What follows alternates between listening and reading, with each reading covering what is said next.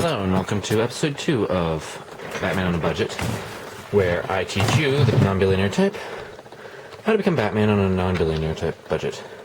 So in this episode I'll be teaching you how to make a batarang, all the way from the bare scrap metal, all the way down to the actual finished product. Now there are actually a few different ways to make batarangs, which I'll be showing you, but they all involve sheet metal. This is a pretty good sheet metal I get from Home Depot. This is 28 gauge. There's also this heavier type, which is a little bit thicker, and therefore it's heavier and flies a little bit farther. But whatever size you use, go on the internet, find pictures of Batman batarangs. I've got a few different types. I like to use this one because it's got the 3 points. I've also got this kind, which has more of a blade type than a point. And I've got another one I'll show you a little bit later that's kind of a combination of both curved and pointy. So once you have the pictures, print them, cut them out, and you either glue or tape them to the metal. And then with the tin snips, you'll be cutting the metal out, following that shape. I would really recommend following this straight line first before trying to cut that out. That'll just be a little bit easier. The yellow kind that I have are the straight kind. Those are straight. You just cut a straight line with those. There are also the red and blue kind, which I forget which one is which. One curves to the right, one curves to the left, because the curve of the blade.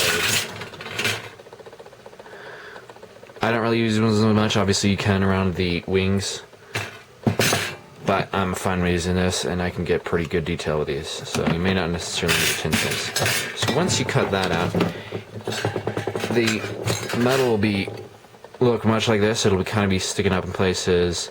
The edges will be very, very sharp, little points sticking out. So the next thing you want to do is take it to this. I've got this, which is a bench clamp. You can also use an anvil or any similar type, which is so you want to lay it flat and then hammer it out with a hammer. Just a regular old hammer will work, just to hammer out the points, make it nice and smooth. Once that's done, it should look something like this, where they're still there, but they're not sticking out as much, not as sharp. So then comes the filing, where you use the different files. I've got different gauges of files. Some are rougher, some are finer, and you use that to really smooth out all the edges, so there's not those points, and sharpen it a little bit. You don't want to get too sharp at this point, because then you'll just cut yourself in the future process. That's just paper from being glued on there. So eventually you should get a nice smooth edge there. This is not done yet, so you can see the sharp edges along there. It's focusing weird.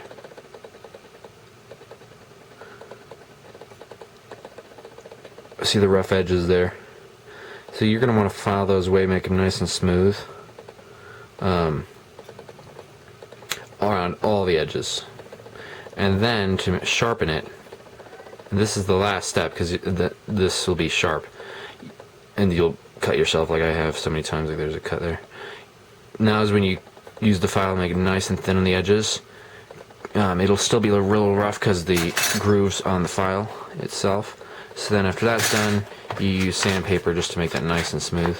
You start with a little bit coarse sandpaper and then go to the finer sandpaper. And then once that's done, the batarang is finished. You just polish it up with sandpaper and it'll look good. Or if you want to go one step further and paint it black, just lay it on a cardboard or paper or newspaper surface, spray paint it a few times. I use this stuff. It's Quick Color brand. It's 98 cents at Home Depot, which is really great for paint, and it's a good quality paint. It dries relatively quickly as well. So I use glossy black. Obviously, if you want to, you can use a matte finish black. Wait till that's dry, completely dry. both sides, and then take sandpaper and just sand away the edges. See that nice little metal finish around the edges? And once that's done, you're going to want to do clear coat, otherwise it'll rust and it won't look good at all. So you use a clear coat, and this just helps protect it even more. It'll still be sharp in the edges, but not exposed to the rust. Alright, so that's the number 1 type of battering, which you can make different shapes out of. Number 2 battering, which this uses the thicker kind. Number 2 type of battering actually uses a thinner type of metal,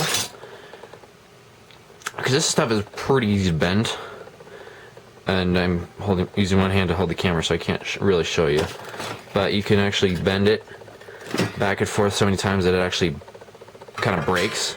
And what I do is I bend it off into little thin strips, and then bend that back and forth until it makes these nice little triangles. Now these triangles are pretty good as is, because it's a nice smooth clean break.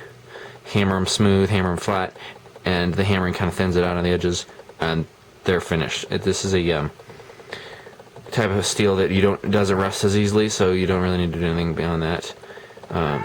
These are pretty great. You can also drill a hole in them for aerodynamic purposes, but not necessary.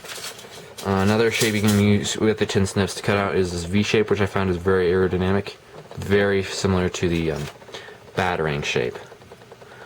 And once again, just by itself, that's pretty good. Don't need to do anything painted or whatever. And then the last type of battering you can use are utility blades. They're sharp on both points and therefore stick pretty easily into targets. A good target I use are these cardboard box things that I just use set up as dart targets as well as battering targets, because it sticks in but doesn't go through, and it's not too thick either. So yeah, there's my drill bits that I use to go and drill holes through the batterings to make them nice and smooth when it's flying. So you just kind of look. Obviously, the bigger they go, the heavier they'll be. So you're gonna need a little bit more thrust. The smaller are a little bit easier to throw, but then you need to throw a little bit harder to get them going fast. So just kind of look what your balance is. This is a good shape for me because it's not too heavy and it's not too small, but it's big enough to be able to fly pretty well. The triangle ones are pretty great at that size. So just kind of work with it, whatever you like. Obviously, I've got a few different sizes. That was a little bit smaller.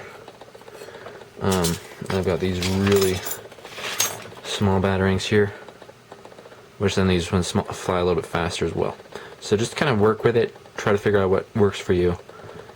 Obviously, you don't want to hurt yourself trying to be Batman, otherwise you'll just look like a fool, and you can't have that. You can't give Batman a bad name. Alright, so that's it for the how to make batterings. I'm not sure what I'll show next. I'll have to think about it. So, goodbye for now.